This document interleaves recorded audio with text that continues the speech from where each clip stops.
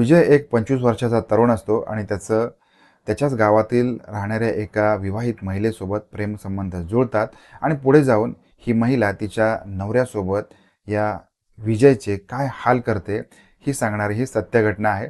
उत्तर प्रदेशच्या फतेपूरमध्ये विजय हा जो तरुण आहे, हा तरुण आपल्या गावामध्ये राहत असताना त्याची नजर आपल्याच गावातील एका विवाहित बाईवर पडते आणि त्या बाईवर त्याची नजर पडल्यानंतर दोघांची नजरानजर होते आणि ज्या वेळेला दोघांची नजर एकमेकांना त्यांच्या नजरा भेटतात त्यावेळेला मग दोघांमध्ये आकर्षण तयार होतं. ही जी विवाहित महिला आहे तिचं नाव किरण, हिचा नवरा गुजरातमध्ये काही मोलमजुरीचं काम करत असतो आणि दुसऱ्या बाजूला मग फतेपूर या गावामध्ये या दोघांमध्ये विजय आणि किरण देवी यांचे प्रेमाचे चाळे सुरू होतात, प्रेमसंबंध सुरू होतात आणि हळूहळू प्रेमाचं रूपांतर शरीर संबंधामध्ये देखील होत असतं. भिंतीला देखील कान असतात, यामुळे कोणीतरी किरणचा जो नवरा आहे त्याचं नाव कामदा प्रसाद याच्या कानावरती ही बातमी जाते आणि त्याला शॉक बसतो. आपली बायको आपल्या नजरेआड प्रेमाचे चाळे करते हे जेव्हा त्याला कळतं त्यावेळेला मग त्याच्या रागाचा पारावार राहत नाही. तो त्याचं जे गुजरातमधलं जे मोलमजुरीचं काम आहे ते आहे तसं काम सोडून देतो आणि मग तडक आपल्या गावाकडे म्हणजे फतेपूरकडे रवाना होतो.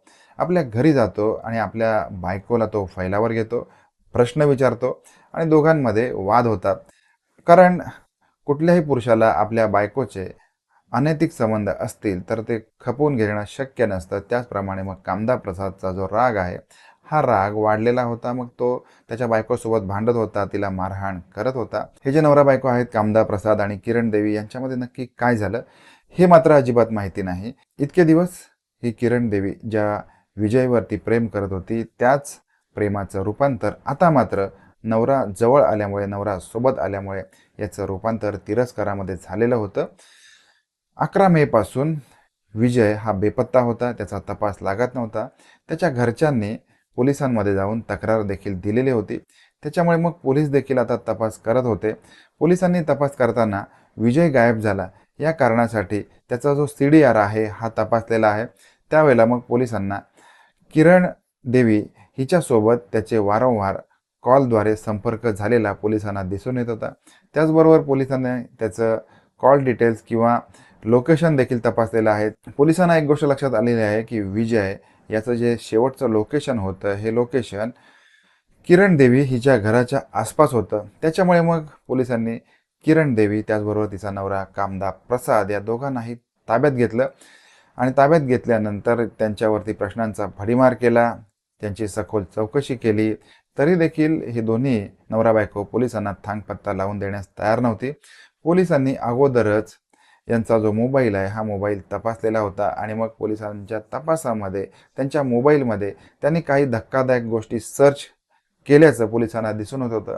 जसं की पोलीस तपास कसा करतात, एखाद्या मृतदेहाचा पुरावा नष्ट करण्यासाठी, ओळख लपवण्यासाठी काय केलं पाहिजे, त्याच्यानंतर IPC 302 कलमच्या अंतर्गत जर का गुन्हा नोंद झाला तर शिक्षा काय होते, जेलमध्ये व्यवस्था कशी असते, त्याचबरोबर महिला गुन्हेगाराला फाशी होते का, या सगळ्याचा सर्च रिपोर्ट पोलिसांच्या हाती लागलेला होता.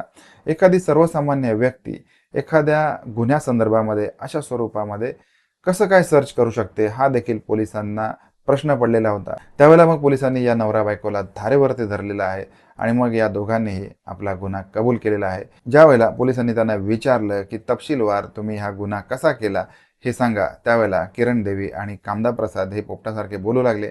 त्यांनी पोलिसांना सांगितलं की विजयला आम्ही रात्री बोलवून घेतलं, त्याच्या बायकोने त्याला फोन केला आणि त्याला सांगितलं की माझ्या घरी कोणीच नाही आहे, तू माझ्या घरी येऊ शकतोस. आणि नेहमीप्रमाणेच विजय या किरण देवीच्या घरी गेलेला आहे, आपल्या बाईकवरती गेलेला आहे, त्याच्यासोबत त्याचा मोबाईल देखील होता. जसा विजयने यांच्या घरामध्ये प्रवेश केला त्याला कुठल्याही प्रतिकाराची संधी न देता त्याच्या डोक्यावरती तिच्या नवऱ्याने वार केलेला आहे. आता विजय खाली पडलेला आहे, त्याला बेदम मारहाण केली गेली, त्याचबरोबर त्याचा गळा आवळून त्याचा खून केला गेला.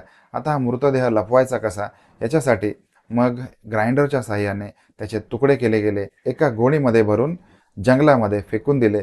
त्याचबरोबर त्याची बाईक, त्याचा मोबाईल आणि त्याचं ATM या तिन्ही गोष्टी वेगवेगळ्या ठिकाणी फेकून दिल्या. आता या नवरा बायकोला असं वाटत होतं की आपण Googleवरती सर्च केलेलं आहे, YouTubeवरती सगळी माहिती गोळा केलेली आहे. आता आपल्याला कोणी पकडू शकत नाही. आपण सगळे पुरावे नष्ट केलेले आहेत. आपण सगळे पुरावे नष्ट केल्यामुळे आपण या गुन्ह्यातून मात्र सही सलामत सुटू शकतो, असं त्यांना वाटत होतं. परंतु पोलीस हे पोलीस असतात.